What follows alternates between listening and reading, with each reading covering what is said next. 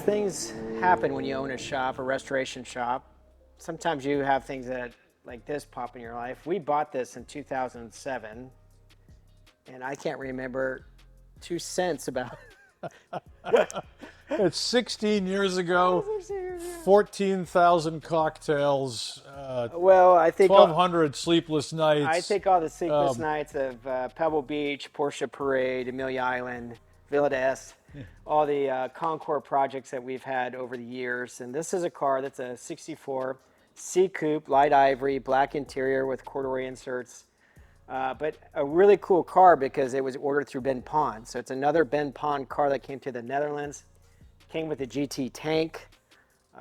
So as you can see, the car, we obviously, and this is the funny part, I don't have any pictures of it in bare metal. I have no, but it's been painted a long time. And it's ready to go in terms of final assembly, but it has its original drivetrain. So it has its original engine, transmission. There's a few missing pieces, but you and I decided to throw this in the auction because we will never have time to finish it, as you well know. As busy as our work schedule is.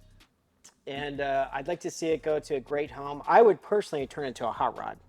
I mean, what are your thoughts? Well, no, I think this is the perfect basis for an event car where you now get to pick what you'd like to improve on the car. So instead of being ivory, light ivory with black, I think we both agreed a dark green interior would look killer in this. Yeah. I'd probably put the original engine aside and stick some sort of 2.2 liter Will Hoyt or fill in the blank wherever you get your hot rod engines from. Yeah.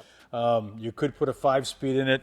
You could really just take it to the next level to use for any event.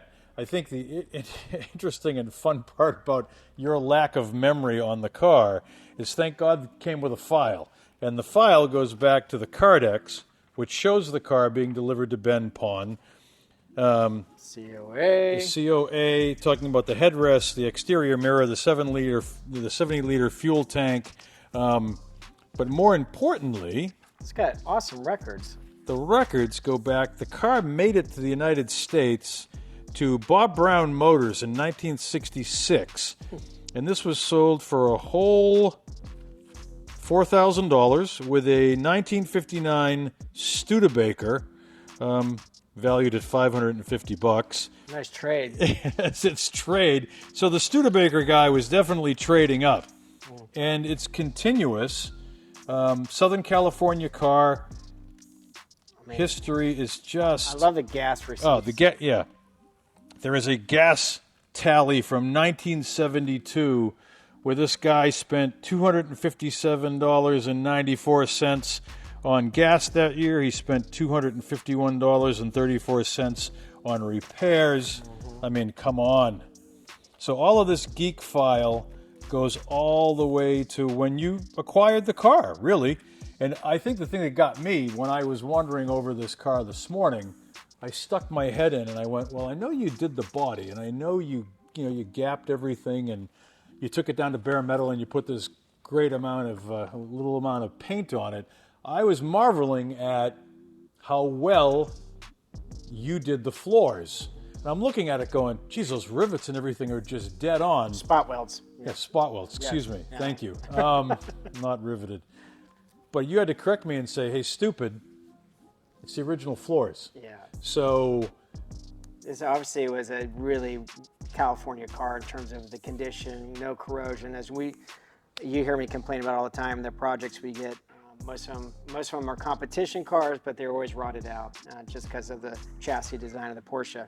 But original floors in this, the longitudinals are awesome, beautiful shape. Again, you have the template here because a lot of the grueling work in the restoration process is completed. So from here on out, doors match, yes. Numbers on them, numbers on this. There's numbers on the doors. There's no numbers on the hinge. On the hood. On the hood, I'm sorry. Somebody bent the hood at some point. Not uncommon. Yeah. But yeah, everything is here, and now it's who wants to do a project? Who's in the mood to take in a numbers matching car and make it your hot rod? Yeah. And mention a couple things that we're missing. Yeah, bumpers are missing, a dash pad, the rear seats. Some of those things along the way have gone missing. I don't But remember. you might have got the car without the bumpers. I kind of remember. I sort of remember this being a project car to begin with. Yep. But I don't hold me to it. Again, we've had so many projects over the years. But this is something, like I said, we're never gonna get around to finishing it. I certainly don't want to wait another 20 years to finish it. You'd do it that quickly, would you? Yeah, and I've been sitting over it, being the geek enthusiast, which keeps me smiling in this business every day, going, geez, should I sell my hot rod Speedster now that I will have done 11 rallies with it this year and maybe finish this into a cooler rally car? I don't know. Anyway, that's what my mind went to, and I'll slap myself into reality. I'll slap you for it. I don't need to torment my people with another project either. You're the one who said sell that thing. You're never going to finish it. So, anyways, it's going to be fun to see this on bad. It's going to be a no reserve. Yeah. And I think that's really fun too, when the audience knows that it's definitely selling. Again, I wish we had the time to finish it, but I want it to go to a good home. It is a 356C Coupe, but it's a numbers matching, and the option list on it is really cool. So Yeah. So it should be fun to build. That's what these things are all about. Yep. All right, man.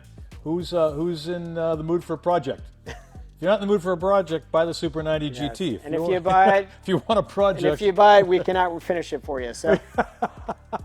And don't ask the question. We'll see who's been watching this through the end. Yes. How long will it take your shop to finish it? Yes. The answer is he's not going to. Your shop is going to finish it. Sorry about your luck. See you online.